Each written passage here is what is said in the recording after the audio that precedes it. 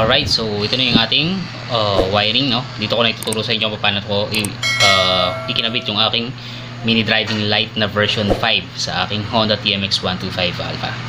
Alright, so una, kailangan natin ng fuse na 10 amperes. Mas maganda kung mayroon na siyang holder. Alright, so dalawang 4 pins relay.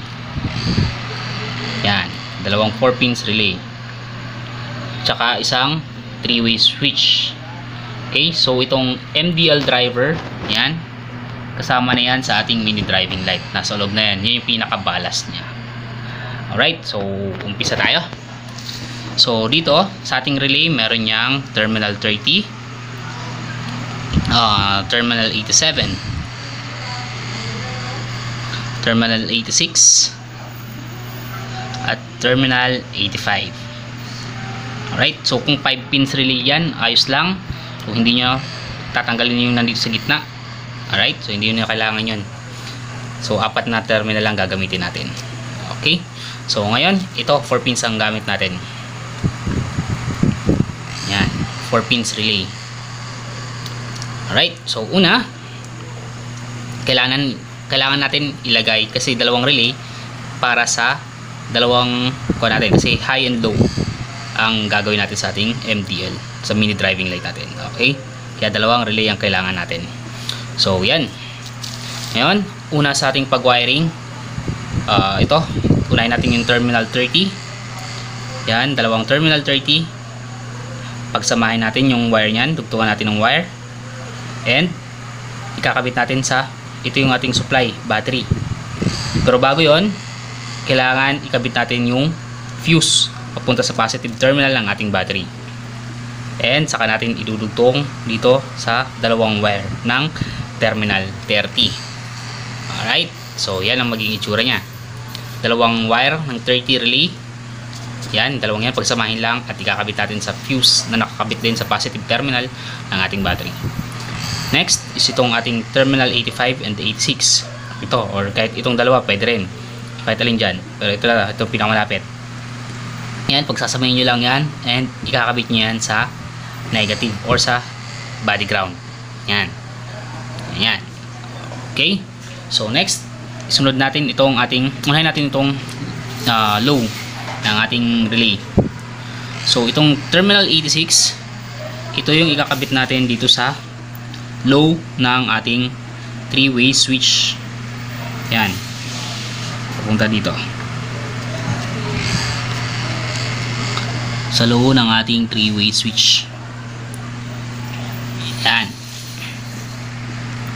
Next is yung ating terminal 87. Ikakabit natin yan sa low ng ating MDL driver. Ang low ng ating MDL, ng ating V5 na mini driving light is kulay yellow.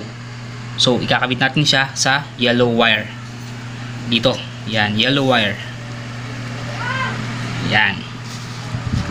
Right, so tatlong wire ang meron sa ating MDL driver: yellow, red, and black. Okay, yan.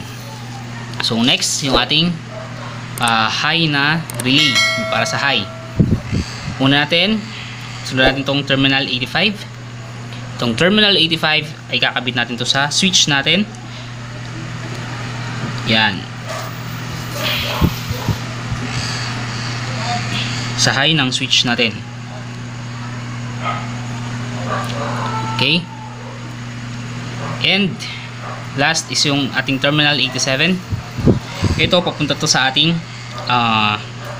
MDL driver sa low ay high. Ang high ng ating mini driving light is kulay white, pero ang wire nya is red. So yan, pupunta sa red wire. Tatap natin sa red wire. Yan. Alright, so ang natitira lang natin is itong black wire ng ating MDL driver. So ito, papunta to sa ground. Yan, ground, body ground. Okay, so pwede mong dugtungan yung wire na yan, tsaka ito, pagsamahin mo at ilagay mo sa body ground. So pwede yun. Sa akin ganun ang ginawa ko. And ito yung red wire ng ating 3-way switch. So yung iba ikinakabit to kasama dito sa terminal 30. Alright, para may supply siya. Pero pag isinama mo yan dito sa terminal 30, yung ating MDL driver ay mabubuksan kahit patay ang makina. Kahit patay ang makina mo, pwede mong buksan yung ating MDL. Alright? So halimbawa nakapark ka, napaglaro ng bata yung switch mo, kahit patay ang makina mo, binuksan yung switch, magbubukas yung ating MDL o yung ating mini driving light. Alright? Pero ako, ito, yung red wire, itinap ko to sa ignition switch. Alright? So, naghanap lang ako ng wire na may supply sa may headlight pag sinususian. Okay? So, hanapin mo lang doon yung supply ng ignition switch mo. Ayan. Doon ko siya ikinabit. Alright? So, ayan. Kompleto na ang ating diagram ng ating MDL or mini driving light na V5. Alright? So, yun lang. Okay? So, actual tayo ngayon. Yan. Okay. So, ito. Tapos na tayo, no? After nito, lalabas tayo para ikabit na yung ating MDL or yung ating mini driving light sa ating Honda TMX 125 Alpha. Okay, so hindi ko na ipapakita yung pagkabit ng mga wires na pagdugtong-dugtong ng mga wires kasi ito na naman yun. Ito na rin naman yun. So, ipapakita ko na lang sa inyo kung saan ko ipimenesto yung ating relay, yung ating MDL driver, ating 3-way switch, at yung ating mismong pinaka mini driving light. Alright? Let's go! Okay, so ito, tinanggal ko na yung kanyang take, tsaka yung kanyang upuan. Hahanapan ko ng magandang pwesto yung ating relay. Alright, para mas mabilis na pag nag-wiring tayo. Ayan.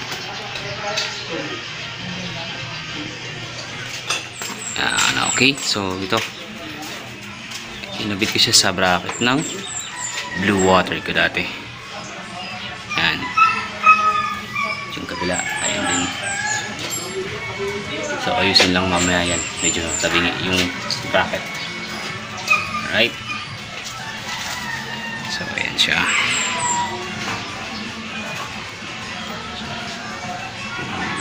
So sa susunod gagawin natin dito, tatanggalin natin tong emblem. Dito tayo gagawa ng bracket, meron yan dyan nakaabang. Okay, pero sa ngayon dyan na muna, temporary. Alright, so pinagsamang MDL driver, yung ballast, ganyan, color coding lang, red to red, yellow to yellow, tsaka black to black. Yan, pagsamahin lang yung dalawa. Alright, bago natin idugtong sa switch. Okay. Alright, so dito ako nagpinesto yung ating relay. Yan, ayan na siya. So ito yung ating positive na wire, which is yung ating number 30, yung dalawang pula na yan. Pinagsama lang yan, and then pagagapangin natin, and then ito, dudugtungan pa natin to. Itatap natin to hanggang dito sa battery. Tatap natin sa positive ng battery. Alright, and then itong kulay blue, ito yung ating number 87, itong dalawa, high and low. And yan ang itatap natin dito sa ating MDL driver. Yan, isa dyan yung high, isa yung low. Ito, red at saka yung yellow, high and low. And itong black is yung ating ground. Tap natin to sa ground, yung dalawang black na yan. Right, yan, ayusin pa natin yan mamaya. And ito yung 86 saka yung 85 ng ating switch, ay ng ating relay. Ito, dalawang dilaw nga lang. Okay, 86 saka 85, yan yung high and low dito sa ating switch. Okay, yan, dito yan. Okay, so itong isang 85 at 86 ng relay yung nasa gitna, pinagsama ko niyan. Yan, pinagsama ko na, dinugtungan ko ng wire, and yan, kasama yung negative, yung black wire ng ating MDL driver. Yan, magkakasama yan sila. Okay, and nakatap yan dito sa ating body ground. Yan, doon ko siya nilagay sa may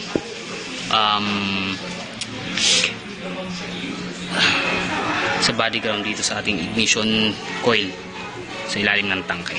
Alright, so yun, good source ng body ground yun. Ang ginamit natin is yung side mirror type. Yan, ito siya. Tapos nakalagdag yung wire pa baba. Yan. Okay, so may tuturo kami mga connection.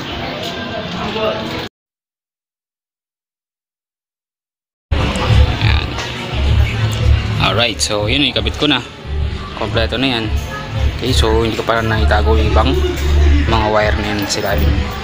Pero kasi kapos na ako sa oras, pasok pa ako. Pero sa day off, lilinisin natin yan. Okay, pero gumagana na yan. Alright, so testing natin.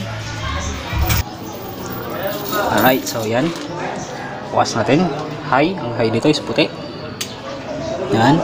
Okay, low is dilaw. Yan, gumagana siya. Okay. Yan. Right, so mamaya testing na natin pag madilim na. Okay, pag uwi natin galing sa trabaho. Alright.